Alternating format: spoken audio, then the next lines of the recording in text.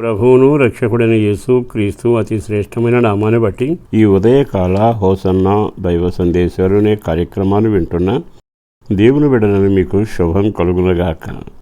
దేవునికే మహిమ కలుగునగాక. మీ అందరికీ వందనాలు. దేవుడు నమ్మదగిన దేవుడు. ఆయన కృపను బట్టి మరొక నెలలో ప్రవేశించడానికి ప్రభు కార్యం చేశారుగా. మనం నిండు మనసుతో ఎల్లప్పుడూ ఆయనకు వందనాలు చెబుతూ ఉండాలి. ఈ నెల ప్రారంభంలో దేవుడు మన మీద చేతిని చాపి క్షేమకరమైన సందేశాలతో ఓ పవిత్రమైన మార్గంలో నడిపిస్తూ దీవించగలిగిన దేవుడు ఆయన. మీకు ఓ విషయాన్ని జ్ఞాపకం చేస్తాను.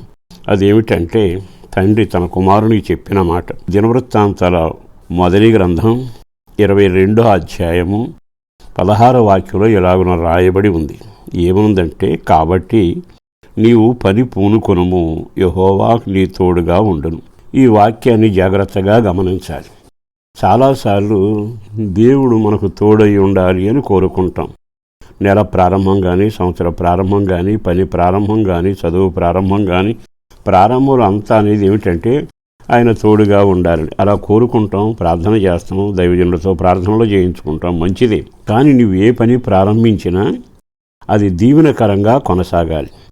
అలా కొనసాగాలి అనుకుంటే దేవుడు నీ మనవిని అంగీకరించి కార్యం చేస్తాడు. దేవుడు ఎప్పుడు పనిచేసే వాళ్ళకు తోడుగా ఉంటాడనే విషయాన్ని నేను చెప్పడానికి ఇష్టపడుతున్నాను. తండ్రి తన కొడుక్కి ఏమంటున్నాడు? లెక్కలేనంత బంగారము, వెండియు, ఎత్తడి, ఇనుము నీకున్నవి. తండ్రి కొడుకుతో చెబుతున్నాడు, వెండి ఉంది నీ దగ్గర, బంగారం ఉంది, ఎత్తడి ఉంది, ఇనుము ఉంది, అన్నీ ఉన్నాయి. కానీ నువ్వు పని ప్రారంభించు, దేవుడు తోడై ఉంటాడు. అంటే దేవుడు మనకు తోడై ఉండి దీవెనకరంగా చేయాలి అంటే మనలోని ప్రారంభం అంటే ఆసక్తిగా చేస్తున్నామా లేదా అనేది ఆయన గమనిస్తాడు. వెండి ఉంటుంది, బంగారం ఉంటుంది, కొంతమంది సోమరులుగా ఉంటారు. చేతి నిండా పని ఉంటుంది కానీ చేయకుండా బద్ధకస్తులు అవుతారు. పొలం ఉంటుంది, విత్తనం వేయలేకపోతాడు, సోమరి చేను అని రాయబడుతుంది. నీకు ఏ అభివృద్ధి కలుగుతుంది, ఏ దీవెన కలుగుతుంది, ఏ క్షేమం కలుగుతుంది? ఈ రోజున సేవకుడిగా చెప్పగలిగిన మాట ఏమిటంటే, వల వేసడమైనా, విత్తనం వేయటమైనా, కష్టపడటమైనా, ప్రయాసపడటమైనా నువ్వు ప్రారంభిస్తే దానిలో దేవుడు ఆసక్తిని గమనిస్తాడు నీలో. రెండోది ఏం గమనిస్తాడో చెప్పనా? నువ్వు ఎంతగా ఆశపడుతానో నీ ఆశను గమనిస్తాడు. ఓహో, ఇతని ఆశ నేను తీర్చాలి, నేను ఈ సంవత్సరం ప్రయాసపడి కొంతైనా నేను సంపాదించగాలి అంటే సంపాదన మీద ఆలోచన ఉండాలి. దానికి తగ్గ మెళుకు కలిగి శక్తిగా పనిచేసే ఓ మనసు ఉండాలి. నీకు ఆశ లేదనుకో, ప్రయాసపడుతున్న ఏం మిగులుద్దో ఏం చేస్తుందో అంటూ కొన్నిసార్లు వ్యర్థమైన మాటలు మాట్లాడి నిరాశపడుతుంటాం. దేవుడు ఎప్పుడు అందరికీ తోడై ఉంటారు. కానీ మనిషిలో రెండు విషయాలు, ఒకటి సంపాదన మీద కానీ ఆ ప్రతిఫలం మీద కానీ మనసు ఉండాలి. రెండవది నేను తప్పక కష్టపడాలి అని ఈ రెండు ఆలోచనలతో అడుగు వేస్తే అతను జీవితంలో ఎంత సాధించాలో అంత సాధిస్తాడు అని తండ్రి కొడుకు చెబుతూ, యెహోవా నీకు తోడుగా ఉంటాడయ్యా.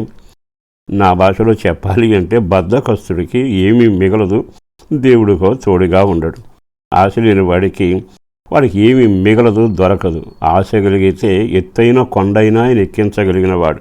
మరి ఈరోజు ఈ మాటలు విన్నాక ఇప్పటికి చదువు ప్రారంభించినా, ఉద్యోగం ప్రారంభించినా, కుటుంబాన్ని ప్రారంభించినా, ఏ కార్యక్రమం చేసినా, భక్తి జీవితంలోనైనా ఈ రెండు సరుకులు నీ దగ్గర ఉన్నాయా? ఈ రెండు నీకుంటే దేవుడు వాటిని గమనించి నీకు అనుకూల పరిస్థితి కలిగించి నీ వెనక నడుస్తాడు, నీ ముందు ఉంటాడు, నీతోనే ఉండి కార్యాలు సఫలం చేస్తాడు.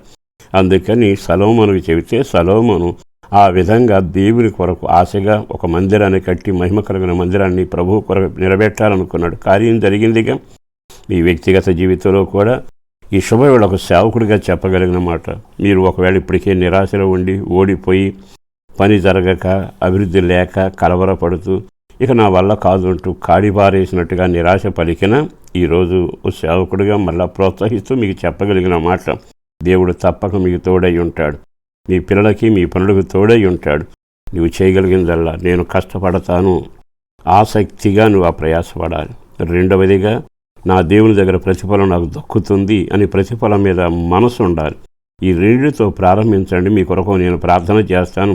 ఈ నెల ప్రారంభం నుండి ముగింపు వరకు మంచి ఫలితాన్ని మీరు చూస్తారు. నా దేవుని హస్తం మీకు, మీ పిల్లలకు తోడై ఉండబోతుంది. పరిశుద్ధుడును ప్రేమాముడి నా ప్రభు వందనాలయం.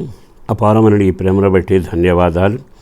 ఈ నెల ప్రారంభానికి తీసుకొచ్చేందుకు వందనలు. గతంలో ఓడిపోయినా, జారిపోయినా, సమకూర్చుకోలేకపోయినా, కరువుతో ఉన్న ఇరుకులు ఇబ్బందుల్లో సాగిన ఈ నెల ప్రారంభంలో నీ చేతిని చాపి వాళ్ళ పనికి తగ్గ ప్రతిఫలం దయచేయండి. కుటుంబాలను దీవించండి, సమృద్ధితో నింపండి, ప్రార్థనలో పెంచండి.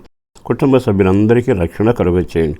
మేము అడిగిన దానికంటే గొప్ప కార్యాలు చేసి నీ సొత్తుగా జీవింపజేసి నడిపించండి. అట్టి ఘనకార్యం మీరు ప్రారంభించినందుకు వందనాలు చెల్లిస్తూ మరొకసారి పెద్దల ఆరోగ్యం, పిల్లల క్షేమం, పిల్లల ఫలితాలు బట్టి వాళ్ళ కాలేజీ సీట్ల విషయంలో, వివాహ విషయంలో ప్రతిదీ నువ్వు కార్యాన్ని చేయండి. సమాధాన సంతోషంతో బిడ్డలను దీవించుమని యేసు పేరట ప్రార్థించి విన్నవించి వేడుచున్నాం తండ్రి. ఆమేన్.